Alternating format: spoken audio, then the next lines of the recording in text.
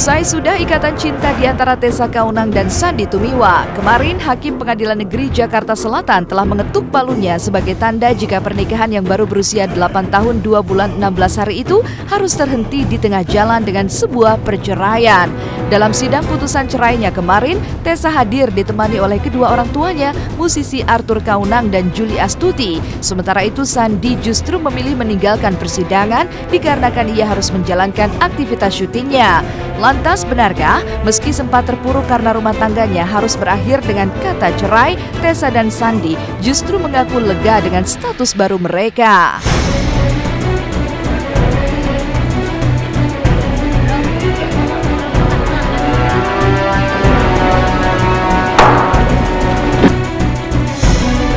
Jadi Mbak Tessa sekarang ini statusnya sebagai apa, Mbak? Janda. Sebagai janda. Dan memang kita juga berharap supaya segera selesai gitu semua proses ini gitu. Dan ternyata puji Tuhan hari ini itu bisa selesai gitu. Karena memang kan lumayan lama lah, 5 minggu ya.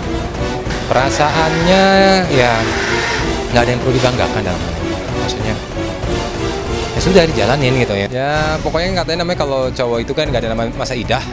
Ya dari sebenarnya kesedihan itu ada di awal ketika Sandy mengagetkan kami semua ketika dia mengambil keputusan untuk berjalan dengan pilihan sendiri ya. Enggak, maksudnya kesedihan ya, itu manusiawi.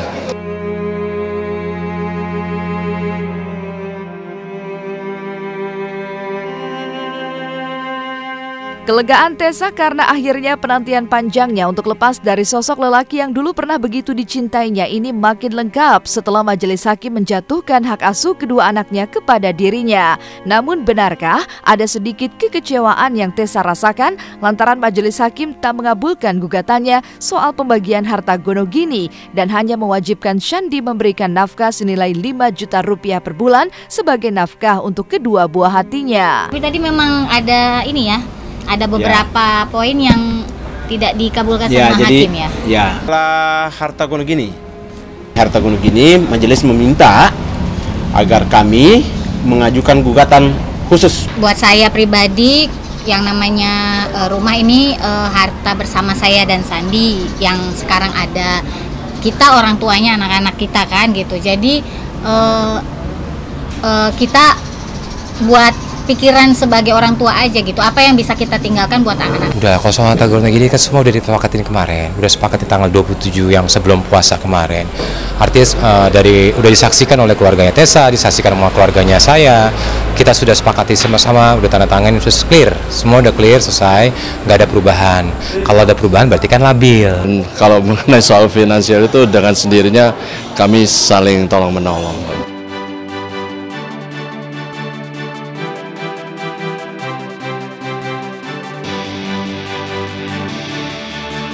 Keterpurukan yang tengah melanda pasangan Tessa Kaunang dengan Sandy Tumiwa memang bertolak belakang dengan pasangan fenomenal Raffi Ahmad dan Nagita Slavina yang tengah harap-harap cemas menyambut hari pernikahan mereka 17 Oktober mendatang.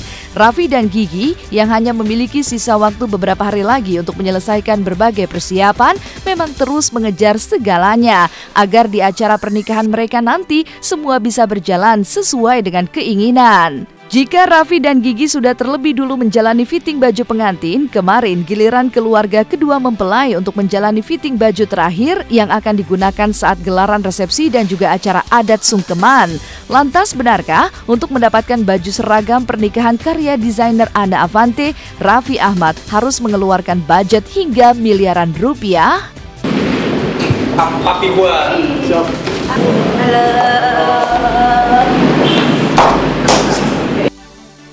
Membuat yang reality jangan.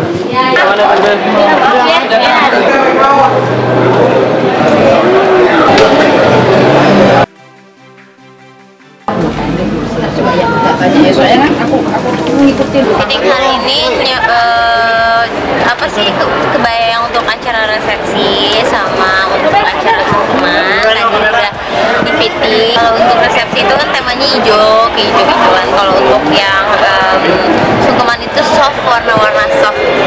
kostum juga beli semua, baru ini fitting terakhir, semua fitting terakhir. Setelah itu ya sih ya baju seperti itu ya pasti memerlukan ada budget khusus lah ya, tapi enggak, baju enggak sampai miliaran, enggak ada baju miliaran, bohong.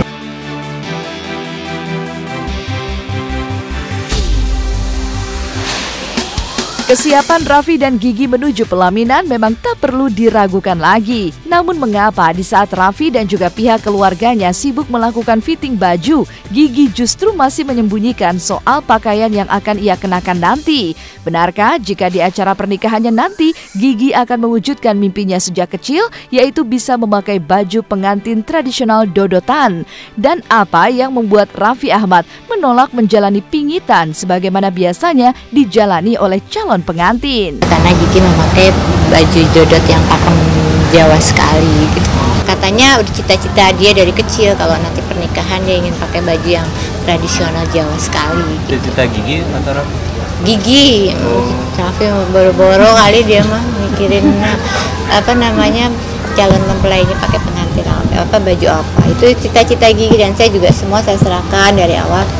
Apa namanya banyak diserahkan kepada Giginya, karena mungkin kan kalau seorang perempuan kan punya cita-cita nanti suatu hari kalau dia menikah impian dia nanti seperti apa. Jadi kalau saya sih saya serahkan aja semuanya. Tahu tuh kalau Gigi dipingit atau enggak. Kalau saya sih di Sunda nggak ada pingitan. Justru sama Gigi mah nggak pernah, jarang ketemu. Seminggu ya ketemu sekali 2 kali. Karena memang mungkin Gigi juga perempuan kan persiapannya juga lebih ribet dari laki-laki ya. Di saat detik-detik menuju altar pernikahan tinggal selangkah lagi, siapa sangka berhembus kabar jika Raffi dan Ami Ganita tengah terlibat beda pendapat. Adalah wacana soal Raffi yang akan membuat perjanjian pranikah bersama Gigi yang rupanya membuat Ami Ganita gusar dan gundah gulana. Pasalnya sebagai seorang ibu, Ami merasa jika Raffi tidak harus mengikuti dan membuat perjanjian pranikah.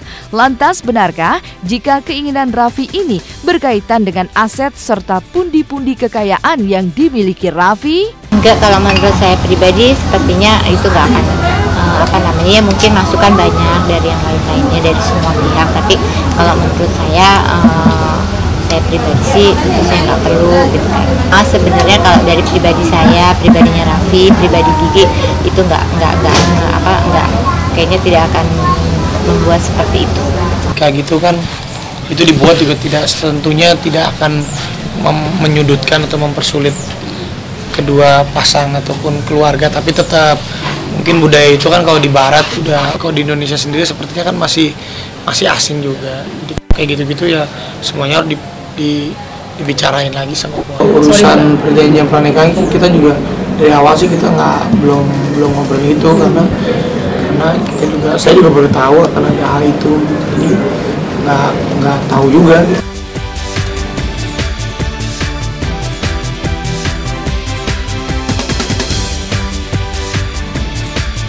Bagi personil grup band The Massive, liburan tak melulu harus berjalan-jalan ke luar negeri dan juga mahal. Bendungan Jatiluhur yang terletak di Purwakarta, Jawa Barat dipilih oleh Rian CS ini untuk memacu adrenalin mereka. Namun apa yang membuat kano yang ditumpangi Wahyu secara tiba-tiba jatuh ke dalam air? Benarkah ini sebuah kebetulan atau karena ada sesuatu hal yang tak bisa ditelaah secara nalar? Ikuti kisah sesaat lagi hanya di Celeb On Cam.